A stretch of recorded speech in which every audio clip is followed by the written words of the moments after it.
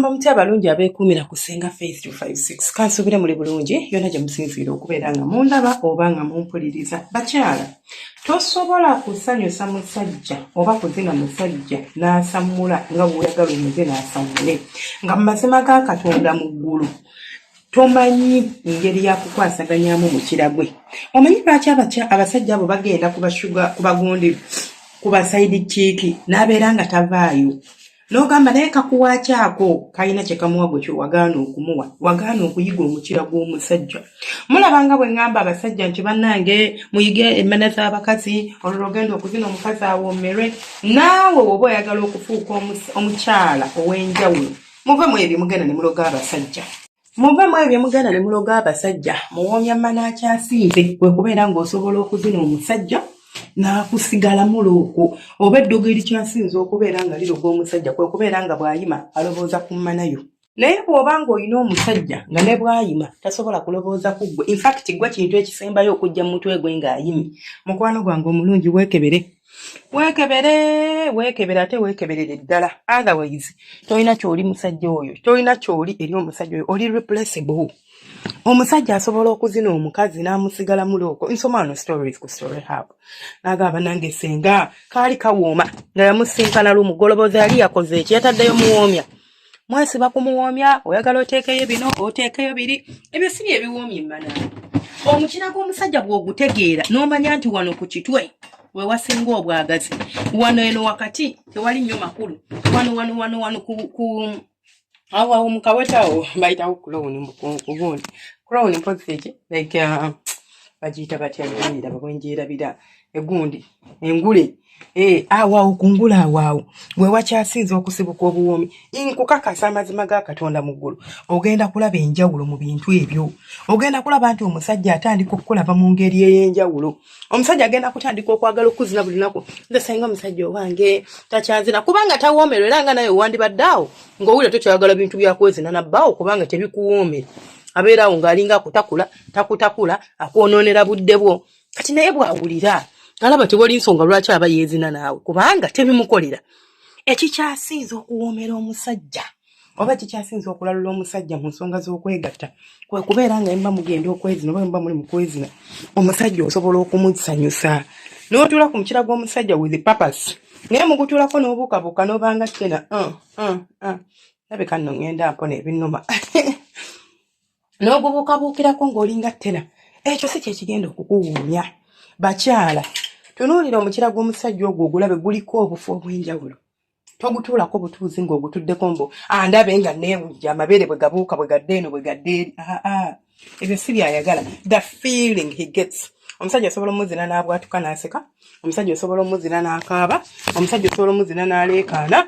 Nga naawe we basobola obbikola naawe osobola obbikola omusajja ng'otudde ku mukiro okwo. Okitegeera nga gutuddeko okunaamiriza. Yiga engeri gy'osobola okusanyusaamu omusajja wo. Eddoboozi lyo lizannya lwolo nnene mu kuyimya omusajja, mu kusamuza omusajja. Naye omusajja omuzina, in fact kati oli ku musajja waggulu naye tovaamu yadde akaloboozi. Oli awo tovaamu yadde eddoboozi. Oli bize. Vaamu eddoboozi yogera akuwulire. Sikina awulire nti oli kusikina. Awoomerwe naawe owoomerwe. Okitegeera munywanyi. Awo omuntu bwati wagenda okuwulira nga kyekyo kimuliko kitegeerekeka. Naye gwe obeera bubeezi awo n'ozinga emikono. Tolina ky'okola kisanyusa musajjawo. Ogamba ebyo byebyo. Muyige okuzina abasajja. Tunuulira omukira gw'ogutegeere, oguwe obudde, ogumanye, ate ogukoleko emikolo egyo gyennyini gy'olina okukolako nga gwe mukyala we. Obeere wanjawulo gy'ali. Obeere wanjawulo gy'ali. Bw'omutuuka mu nsonga z'okwewujja oba ensonga z'okwezina akwesunga nga mbaga. Waliwo omusajja yangamba nti nze senga we mba ne mukazi wange bw'aba tagutuddeeko sibala nti azinye era sibala ekyo si kibala nti twezinye. Ate ng'ekyo kyokka si ky'oba oyimirirako. Olaba ne bw'oba tosobola kuzina musajja. Bwe mba mmanyi omukira gw'omusajja nga sisobola kumuzina nti nze senga sobola tuula ku musajja kituufu niyinza okuba sobola gutuulako naye ng'ate nsobola okukuzina nsobola okweyambayamba ng'onzina.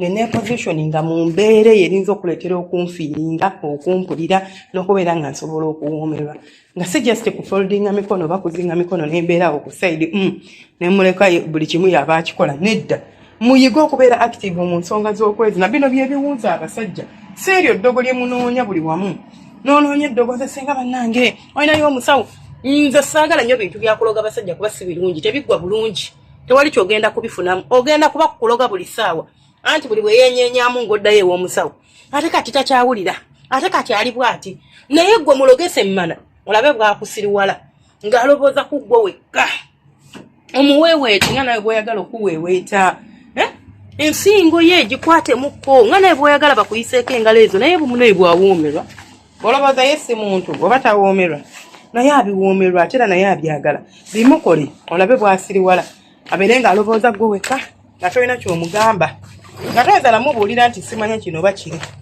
naye obeera n'omuntu mu kikolwa ky'omukwano nga wenna oli bibyo omanye ebibyo ng'oli bibyo muyige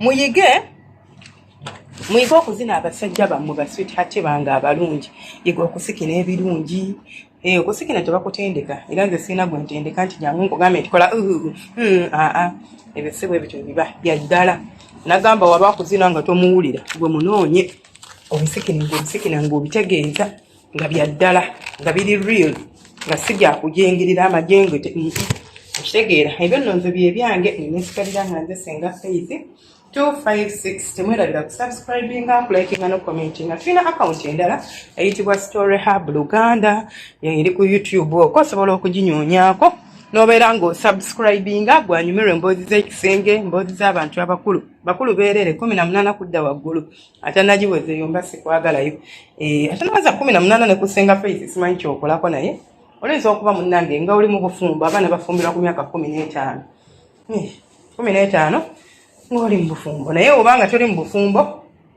bukyane nomba sikwagalako bw'obanga olina myaka 18 awo oli ready na 17 osobola okujja n'oyiga baana babalya ale byebyo ebyange ubeere bulungi abankumira atakumira mpeera basweetheart bange abalungi mbaagala nnyo munnange mwebale kubeerako nina Facebook page osobola okgenda nayo n'oginyoonyaako eri mu mannya ga Senga Faith 256 gwalina Facebook account teekayo content osobola okgenda nayo no subscribing bakiyita batya n'okola ki oba bakiyita batya n'ogira no followinga no likinga page kirala kyosobola okukolayo osobola okugenda ku TikTok gwalina TikTok account n'omufollowinga naye tulinayo TikTok account ate naye teekayo content mubeere bulungi abankumira atakumira mpeera mbaagala nnyo bantu bange abalungi.